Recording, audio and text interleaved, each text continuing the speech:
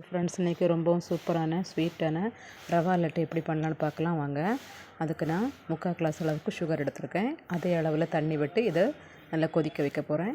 கொதித்த ஸ்டேஜில் நான் ஒரு 6 ஏலக்காய் சேர்த்துருக்கேன். இந்த மாதிரி கிள்ளி சேர்த்துக்கோங்க.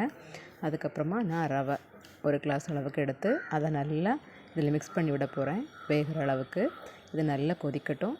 அந்த ஸ்டேஜில் நான் 1 கப் அளவுக்கு, அதாவது நம்ம சுகர் எடுத்தோம் இல்லையா, 3/4 கிளாஸ் அளவுக்கு கொஞ்சமாக தேங்காய் துருவி சேர்த்துக்க போகிறேன். அதை இதில் இந்த கொதித்த உடனே அதை சேர்த்துக்கோங்க. சேர்த்துட்டு இதை நல்லா மிக்ஸ் பண்ணி விடுங்க. அந்த தண்ணியெல்லாம் வற்றுற அளவுக்கு நல்லா மிக்ஸ் பண்ணி விட்டுட்டு இந்த ஸ்டேஜ்லேயே நமக்கு ரவை நல்லா வெந்துடும். இந்த ஸ்டேஜில் நம்ம லாஸ்ட்டு ஸ்டேஜ் வரும்போது இந்த தண்ணியெல்லாம் அப்படியே வற்றி வரும்போது நம்ம ஒரு 1/2 ஸ்பூன் நெய் இதில் சேர்த்துக்கலாம். சேர்த்துட்டு இதை கொஞ்சம் இறக்கி வச்சு ஆற விட்டுருங்க. ரொம்ப ஆற விடக்கூடாது. ஒரு கை பிடிக்கிற அளவில் சூடு இருக்கணும். அதுக்கப்புறமா கொஞ்சமாக முந்திரி பருப்பு சேர்த்து அதையும் நெய்யில் வரட்டி இந்த மாதிரி எல்லாம் சேர்த்துக்கோங்க. கொஞ்சம் சூடு இருக்கும்போதே நம்ம இந்த மாவை நல்லா மிக்ஸ் பண்ணி விட்டுட்டு, ரவையை மிக்ஸ் பண்ணி விட்டுட்டு கையாலே உருட்டிக்க போகிறோம். ஏன்னா நம்ம கொஞ்சம் சூடில் உருட்டும் போது தான் ஷேப்பு சூப்பராக வரும்.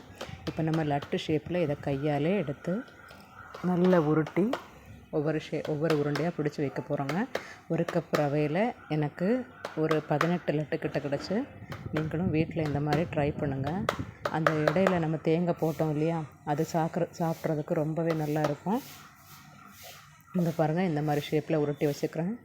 எனக்கு 18 லட்டு கிட்ட கிடச்சிருச்சு. நீங்களும் வீட்டில் இந்த மாதிரி ட்ரை பண்ணுங்கள். ஈவினிங் டைமில் சட்டுன்னு ஒரு ஸ்வீட் ரெசிபி பண்ணிவிட்டு உங்களுக்கு பிடிச்சிருந்தால் எனக்கு லைக் பண்ணுங்கள். மறக்காமல் சப்ஸ்கிரைப் பண்ணுங்கள், கமெண்ட் பண்ணுங்கள். ஓகே ஃப்ரெண்ட்ஸ், பாய்.